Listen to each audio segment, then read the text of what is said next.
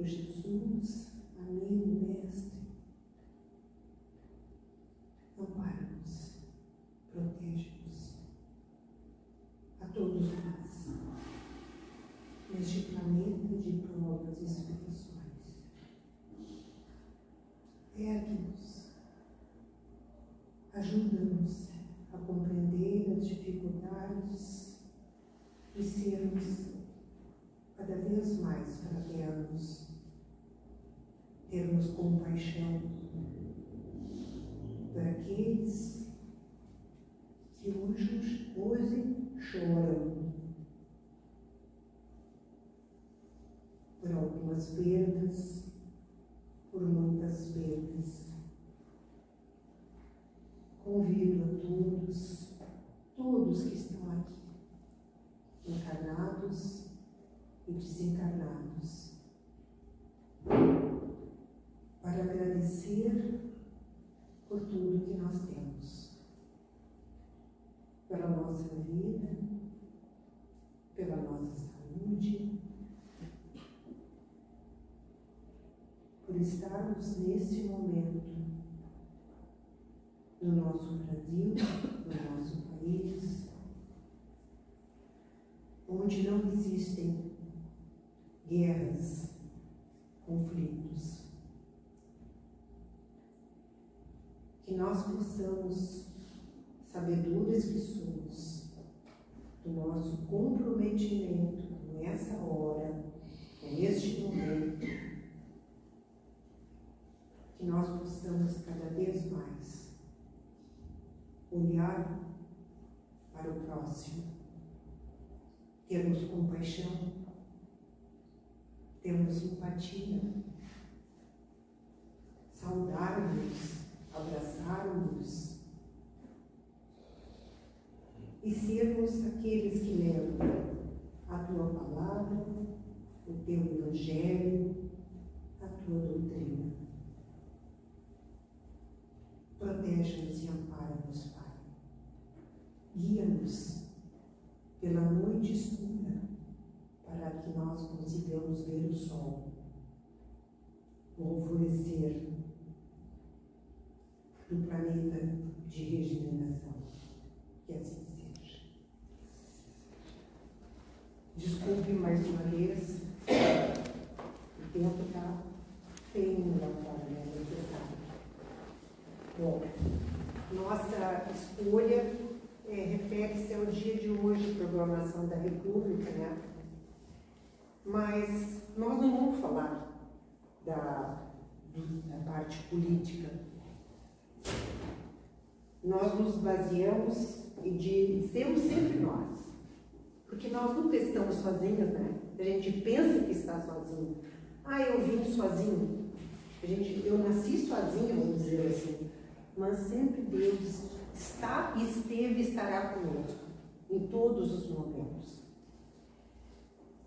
Um dos livros que nós recomendamos é este livro aqui, do Francisco Cândido Xavier, Brasil, Coração do Mundo, Pátria do Evangelho. E este livro, eu também recomendo esse aqui, mas esse não é muito fácil de encontrar, porque eu comprei num sebo. E onde Chico Xavier fala muito de Dom Pedro II, e hoje eu faço questão que vocês se apaixonem por esse espírito Dom Pedro II. Se apaixonem por esse, porque ele foi um grande espírito, um grande homem. Quando o Brasil ainda estava formando parte desse planeta, Jesus chama o anjo Ismael e diz a ele: tu vais ser o zelador do Brasil. E aí ele chamou um dos amigos dele, Jesus, Iléu, que a gente encontra no livro Paulo Estevão. Ele foi um dos contemporâneos de Paulo, Saulo. E chama esse homem para que ele faça em Portugal porque nós sabemos que tudo começou em Portugal, que ele faz em Portugal o estabelecimento de uma possibilidade com a Marinha, vamos dizer assim, para que o Brasil fosse descoberto, esse país que é o coração do mundo, que já é o coração do mundo. Então, ele, com as suas possibilidades, ele vai para Portugal, nasce em Portugal e consegue fazer essa motivação que o governo português e Cabral comece a navegar e vá para os lados do Brasil. E aí começa a surgir esse nosso país, que a gente reclama tanto, né? Mas que nós vamos ver como que houve uma colaboração muito grande de espíritos que a gente chama de escol, ou seja, espíritos conscientes, espíritos evoluídos que vieram para cá formar esse país e formar esse solo, descobrir esse solo ao qual nós estamos habitando hoje. Muitas pessoas vieram para cá, muitos, Tiradentes, Dom Pedro II, Dom Pedro I também, José Bonifácio que ficou, mas quando nós escolhemos esse título, Proclamação da República, baseado nesse livro, não houve o interesse de nossa parte de formar só a Proclamação da República, mostrar como que essa história foi construindo, como que nós chegamos até aí, o quanto que o mundo espiritual interferiu para que essa pátria chegasse onde está. Jesus é uma luz inapagável, a mensagem de Jesus, não a pessoa, né? Porque ele, dizem que levou milhares de anos, 1000 anos para conseguir, melhor dizendo, para ele conseguir se adequar e nascer nesse planeta tão pesado, já que ele é um espírito que formou o nosso planeta. A moral dele nós não conseguimos avaliar. Então, Jesus disse a Ismael: tu serás o zelador desse Brasil. E o meu coração está, desde agora, ligado a essas terras.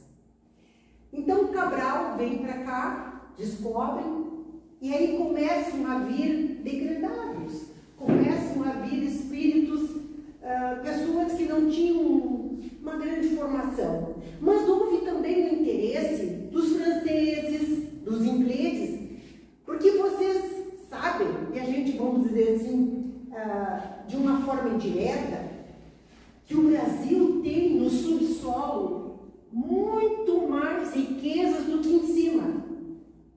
Teve um candidato a presidente da República, um barbudo, não recordo o nome dele agora, e ele falava muito rápido.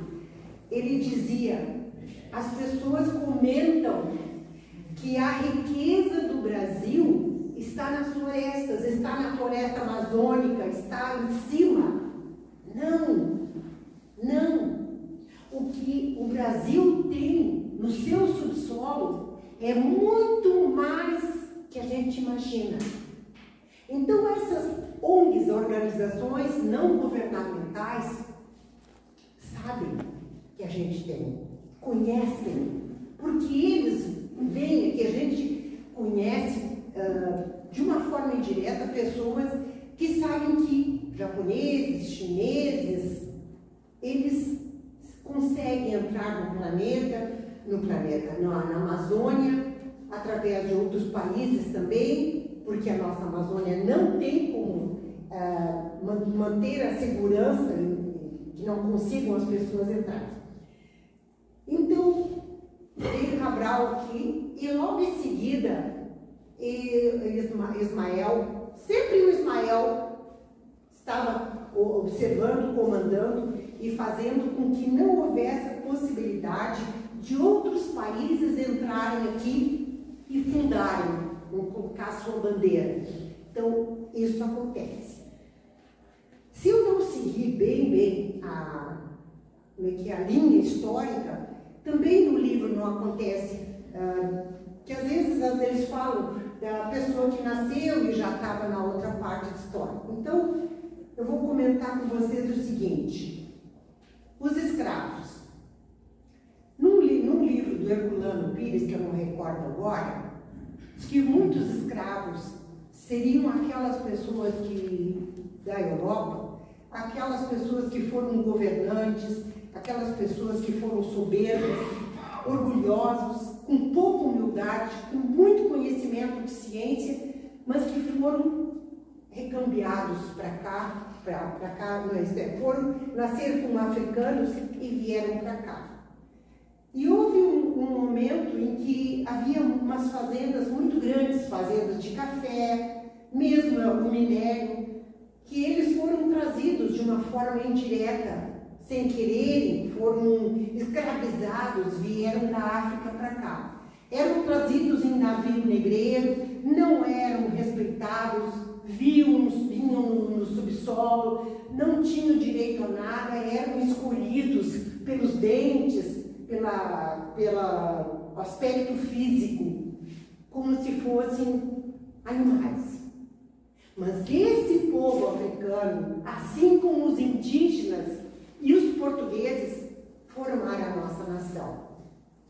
E essa nação não se dividiu. Isso é uma coisa que Ismael procurou sempre. Sempre que havia possibilidade de algum país querer entrar aqui e dividir e tomar posse, Ismael alertou, ligou o alerta e não permitiu. Por isso que logo após Cabral ter vindo aqui, que vinham pessoas degradadas, pessoas que não tinham a capacidade de defender o nosso território,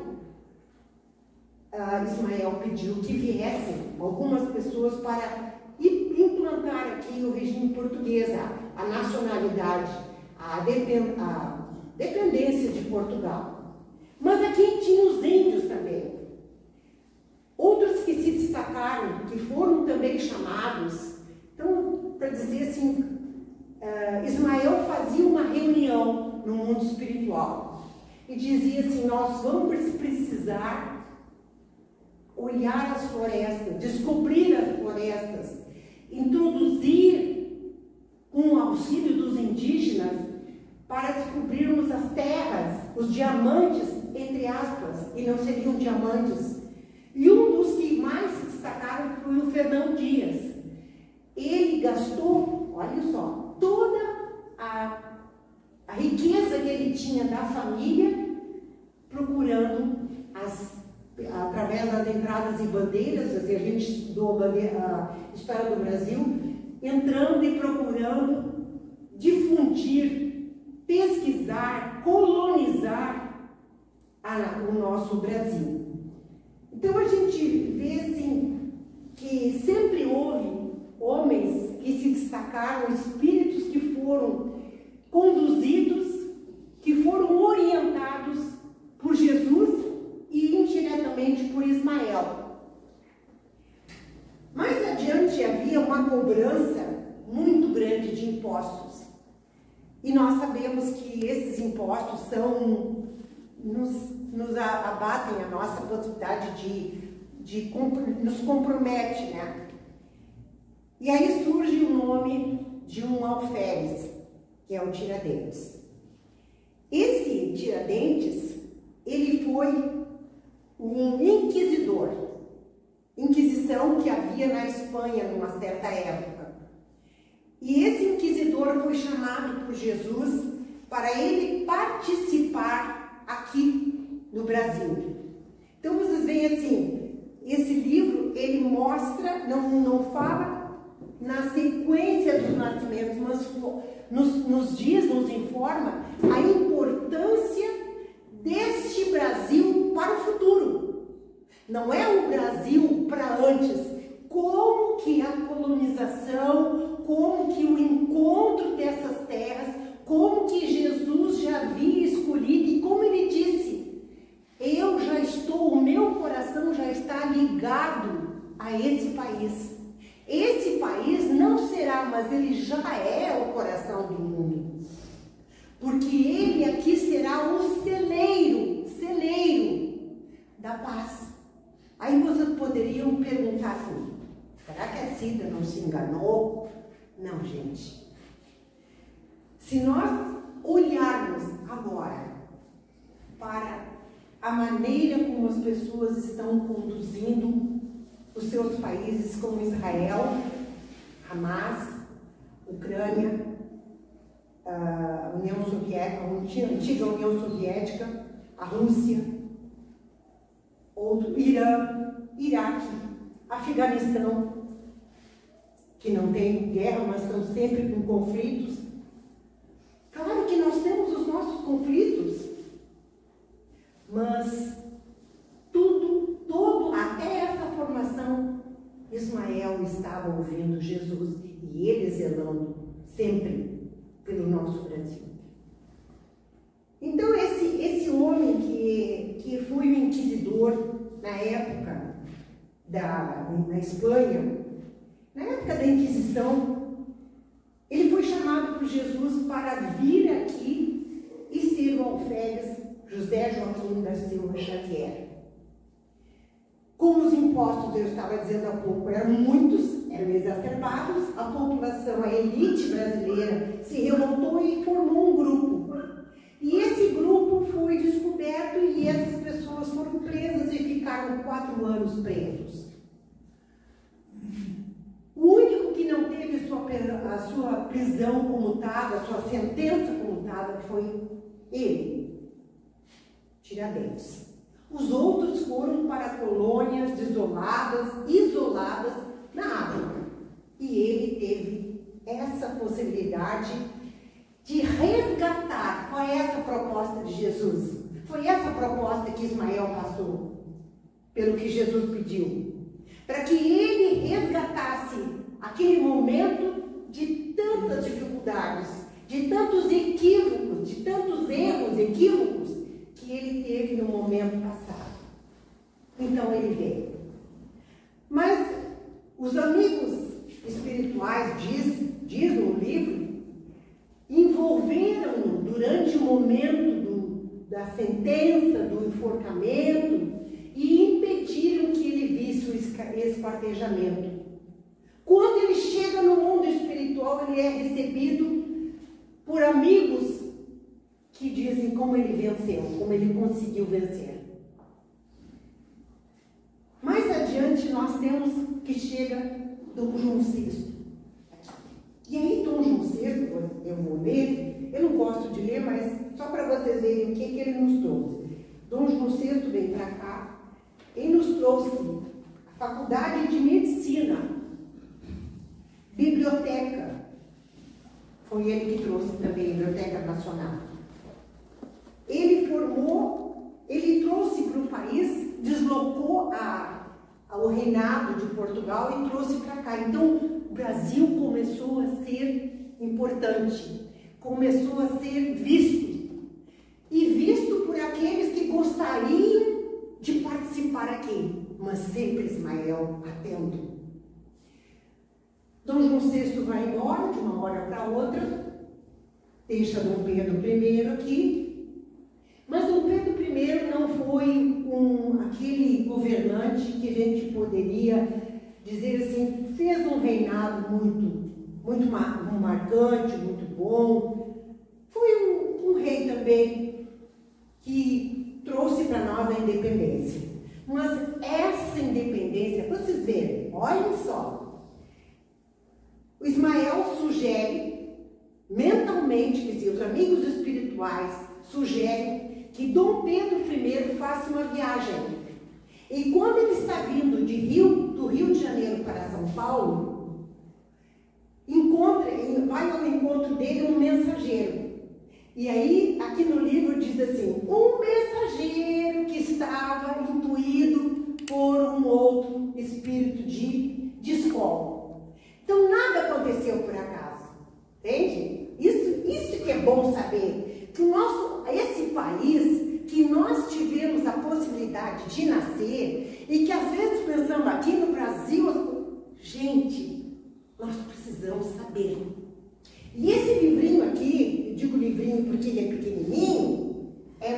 baratinho, tipo marido da barata, bem baratinho, porque é do Chico Xavier e os do Divaldo são mais caros, ele não. E aí, naquele momento, ele faz a independência. Mas ele demorou um tempo, ele vai embora e deixa Dom Pedro II com 5 anos. E José Bonifácio fica tutelando este Dom Pedro II, que vem a ser um grande homem.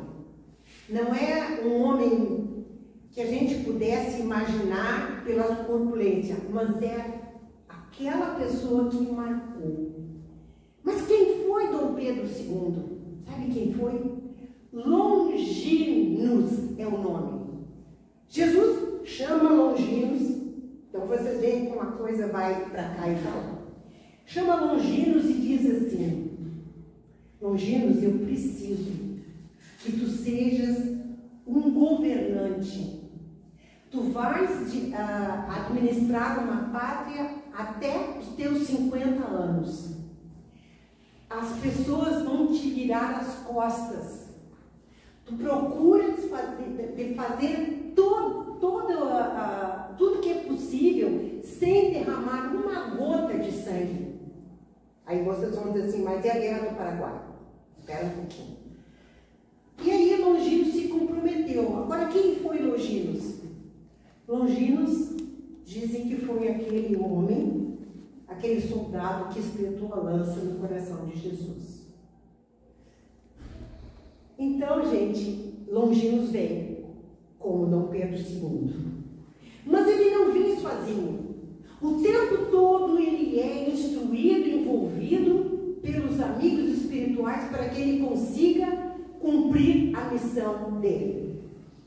Ele se casa, ele estava com 5 anos, se casa com Maria Teresa Cristina, e essa mulher era tão especial, ele não foi a Portugal para casar com ela. Ela é da família Bourbon. Ele não foi a Portugal, teve alguém que casou por ele no outro país e ela só veio para as festas aqui, para um outro casamento religioso, possivelmente. Quando ela estava numa das caravelas, ela soube que no outro navio havia um senhor, uma pessoa, um tripulante que havia adoecido, que estava enfermo. Ela pegou uma barca ou uma coisa assim, não posso dizer, tenho medo de dizer o nome errado, um barquinho, e ela vai até lá no outro navio e fica com aquela pessoa zelando o tempo todo. Afinal, ela já era uma rainha, bem dizer.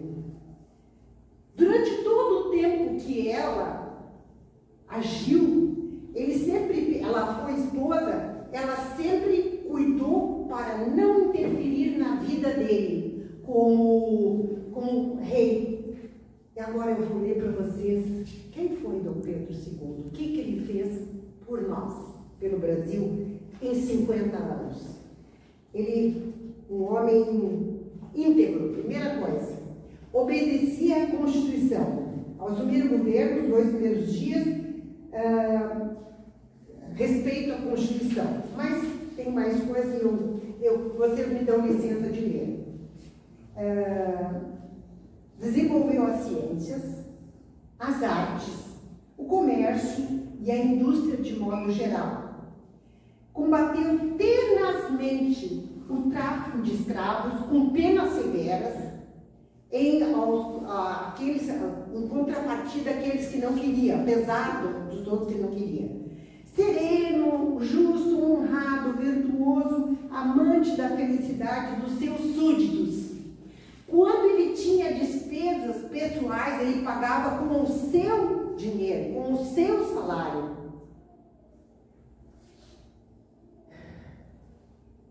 Unificador da pátria. O que mais aqui? Ele fez uma linha férrea assentada em 1854, ligando o Porto de Mauá à raiz da Serra da Estrela, a caminho de Petrópolis, sob a iniciativa de Irineu Evangelista. O que eu vou dizer para vocês? Quando ele estava se formando, ele tinha aulas de artes, de latim, de inglês. Ele foi preparado para ser um grande governante. Ele cuidava das pessoas, ele amava as pessoas, ele amava o nosso Brasil. Ele teve uma filha chamada Princesa Isabel. Ela assinou a Lei Áurea. Quando ele pensou que talvez pudesse ficar aqui, por causa da abolição da escravatura, as pessoas, os revolucionários, viraram as costas dele, diz assim o livro, e ele teve que se ausentar. E o que ele levou? Nada, a não ser um travesseiro com um pouco de areia do seu país. Tiradentes, que foi aquele inquisidor, e Léo, que veio, que fundamentou, que procurou fazer com que o Brasil fosse descoberto, Longinos, que dizem que foi esse soldado que espetou o coração de Jesus. Essas pessoas estavam sempre sob a tutela de Ismael. Então, o nosso país, o ouro que o nosso país tem, ou melhor dizendo, o ouro que foi levado do nosso país pelos portugueses, e eu vou contar uma coisa muito que eu fiquei sabendo há pouco tempo, mais de 1 tonelada de ouro saiu do nosso Brasil em direção a Portugal. Mas Portugal não ficou com esse dinheiro porque havia acertos comerciais entre a Inglaterra e Portugal. E Portugal pagou com o ouro brasileiro. Então, se vocês perguntarem onde é que está o nosso ouro, na Inglaterra. Em Londres, talvez, mas na Inglaterra. É lá que está o ouro do Brasil. E aí vocês poderiam dizer assim, mas, meu Deus do céu, como é que Deus permitiu que esse ouro todo saísse?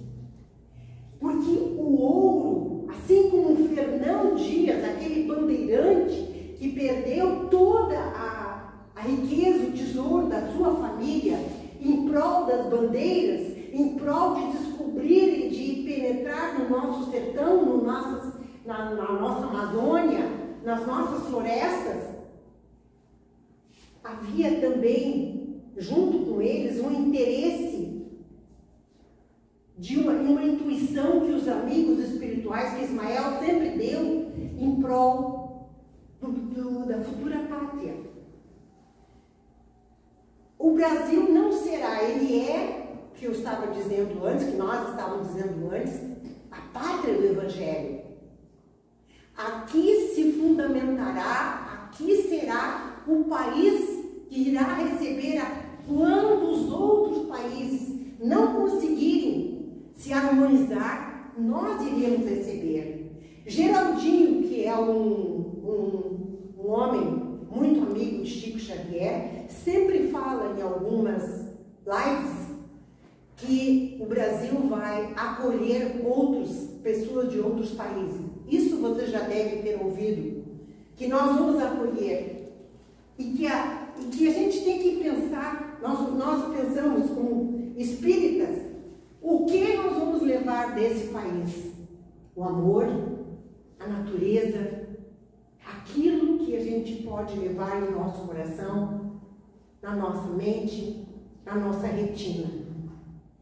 Se o ouro saiu do Brasil e se escravos vieram aqui, trazidos de uma maneira infame, trazidos de uma forma cruel, eles trouxeram a humildade, eles trouxeram para nós a resignação, compuseram toda a história desse planeta, assim como outros desse planeta não, do nosso Brasil, assim como outros tantos bandeirantes e André Anchieta, tantos outros que eu não consegui nem falar, porque eu queria muito dizer a vocês assim, como é bom a gente morar no Brasil, como é bom, Porque a gente não...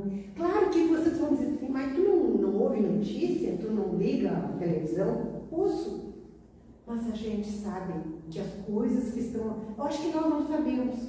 Nós não podemos, eu acho que é avaliar a situação que está na Ucrânia e avaliar muito menos a situação que está em Israel. Vocês gostariam de dizer assim, eu entendo? Não, a gente não sabe. As coisas que nos relataram, que aconteceram lá, nós não conseguimos entender.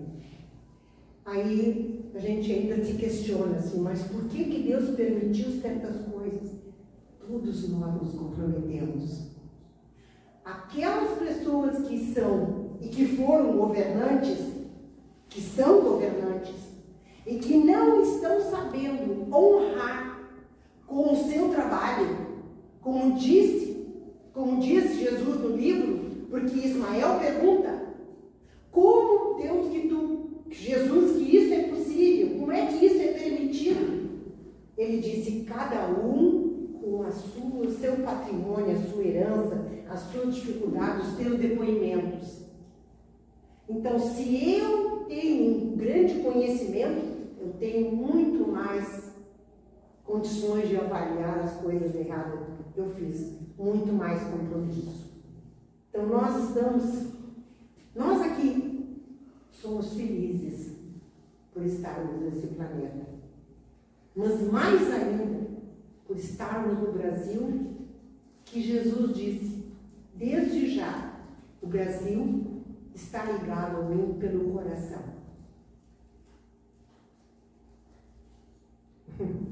Obrigada, gente.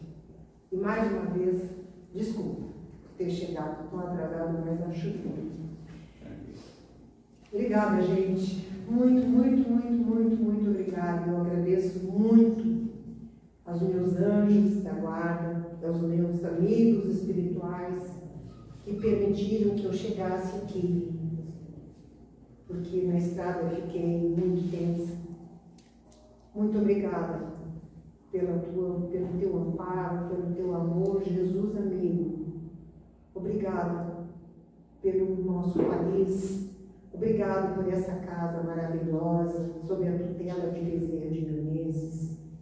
Possamos voltar para os nossos lares amparados, que tenhamos uma noite muito acalento, junto no nosso leito, junto no nosso lar. E que assim seja.